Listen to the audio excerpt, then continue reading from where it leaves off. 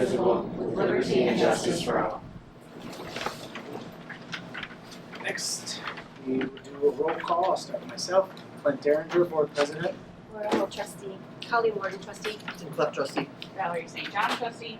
Ginny Jeup Trustee. Sara Delgado, Assistant Superintendent of Teaching and Learning. Bishop, Acting Superintendent. Perfect. Okay, next is the approval of the special meeting agenda for July 27, 2026. Motion to approve the special agenda for July 27, 2026. Support. Okay, this is also, any discussion, sorry, about the agenda? Okay, we'll do roll call vote. Trustee Hall? Yes. Trustee Yes. Worden? Trustee Klepp? Yes. Trustee St. John? Yes. Trustee Jeup? Yes. I'm a yes, that passes 6-0. Okay, next, section 3 is public comments. Is there anybody who would like to make a public comment? Okay, seeing none, then I will make a motion. Oh, sure. Yes, before you make a motion, we have our attorney, Kava here, Kava. I wonder if you can make a statement before we go into closed session. Yeah, Just around, like, within closed sessions, especially as it relates to, like, the bargaining negotiations, what can and cannot be discussed. Please think it's important before we go into closed session that we have that clear. Yeah, Okay. absolutely. Attorney Kava, please join us here at the table. Sure.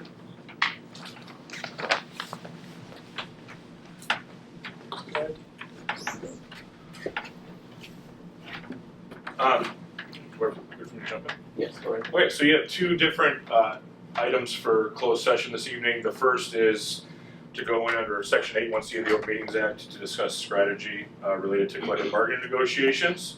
And then the second is to consult with an attorney regarding trial strategy in connection with the specific pending litigation of Pruitt v. Grosse Pointe. When we go into closed session, the Open Meetings Act generally says that we take action and we do our meeting in public. There are some limited exceptions when we can go into closed session. I provided some information to the board in a memo that I talked about at the last open meeting with respect to collective bargaining negotiations. And when we talk about collective bargaining negotiations, the purpose when we go into closed session is for the board as the ultimate employer to provide the bargaining team with parameters and authorization on what we actually can bargain at the table. In order to do that, you need information regarding costs of proposals, the effect that those costs will have on your overall budget process. You know, when we talk about the actual contract, you know, we're entering into a long-term deal, potentially multiple years with our bargaining unit associations, and they form, you know, over 80-85% of your overall budget when you look at all of them together. And so they're important decisions that you need to make sure you have information on to provide us the ability to go bargain those.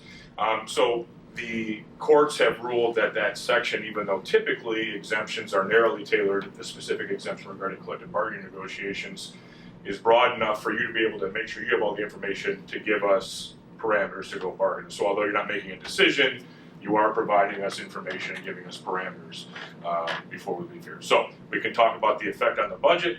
We can talk about effect on operations. What we can't talk about is if like there's an individual outstanding grievance from the Teachers Association, for example. We can't give you specific information regarding, hey, this is how we're going to resolve this matter. Now, a grievance may ultimately inform why we may be asking for parameters around something to clarify language so that it's no longer ambiguous. But we can't get into specific issues or employee discipline, for example. And then your second closed session relates to pending litigation and the pending, just so the board's aware, the actual case that you're going to discuss does need to be on your agenda, whether it's via case name or case number. And so that's why your agenda is the way it is, and that's how it's been in the past as well when we discuss pending litigation. You can either go into closed session under one motion for both of these items, or we can have an initial one closed session just regarding negotiations. You can come out of closed session and then go back in for the second issue related to pending litigation. It's up to you. I believe there's someone else joining for the second portion, so you may want to separate them, but that's a board decision. So happy to answer any questions.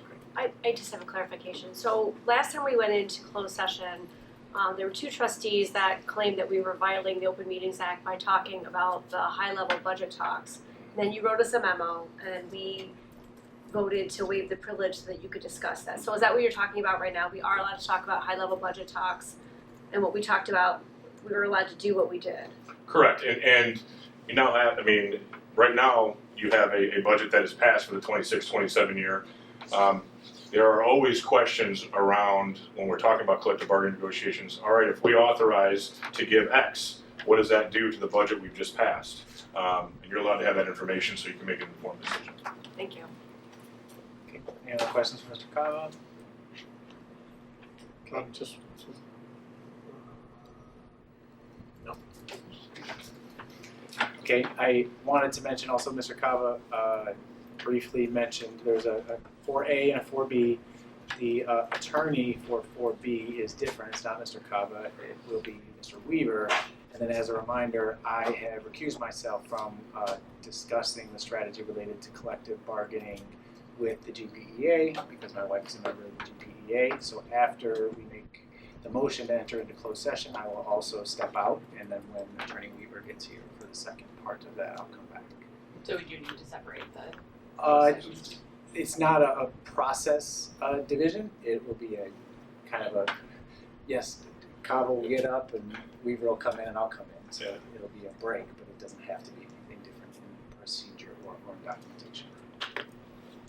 Okay, any other questions before we move on? Good, appreciate that. Thank you for creating a space for that, Dr. Bishop. Then I will make the motion to enter into closed session pursuant to the following sections of the Open Meetings Act. 4A is Section 8.1C to discuss strategy related to collective bargaining negotiations, and Part B is Section 8.1E to consult with its attorney regarding trial or settlement strategy in connection with specific pending litigation in the matter of Pruitt v. GPPSS et al. Support. I think we should split it up and have two come out of, go into closed session, come out, and go back in. That was just recommended to us. Actually, I He think you said said it it didn't didn't matter. I think we are going, we'll And come since out you're coming in briefly. and out, so I think that would be appropriate protocol. I think it would be appropriate for, my motion would be just to have Attorney Mike Weaver come get when we're finished with the first part. There's no need to go in and come back out. Then we don't have to do roll call twice and pledge twice. It just saves time procedurally. Yeah, roll call taking 30 seconds shouldn't really affect our decision in my humble opinion, but I think we should go into closed session, come out and come back. That's protocol, that's how we've always done it, and I don't know why we would change that, why we would change that now, so. Actually, we didn't do that last time. Two closed sessions ago, we had discussion about another piece of litigation as well as the budget, and we didn't come back out. Well, 99.9% of the time in the last 3.5 years, that's what we've done, so I feel like that's where we should continue. Again, it could be done either way. There's not a clear difference. I think Trustee Jeup, the appropriate time to amend the agenda would have been back in Section 2 before we all voted to approve the meeting as it is here. But you can make a motion to suspend the rules and amend the agenda at this point. You actually have you do have a pending motion on the floor. Right, there's a motion to enter the closed session at the moment. So if you are asking to amend the agenda, we would have to amend the agenda before we can process that motion. So we have to suspend the rules and go back and amend the agenda before we can do that. So is that your motion? That's my motion. Okay, is there support? Seeing none, motion fails. Then we will go back to the motion to enter into closed session for Section 8.1C to discuss strategy related to collective bargaining negotiations, and Section 8.1E to consult with the attorney regarding trial or settlement strategy in connection with specific pending litigation in the matter of Pruitt v. GPPSS et al. It's been moved and seconded, and it requires a roll call vote. So we'll start with Trustee Hall, Yes. Trustee Worden, Yes. Trustee Klepp, Yes. Trustee St. John, Yes. Trustee Jeup. No. And I'm a yes, that passes 5-1. Okay, we are now in closed session.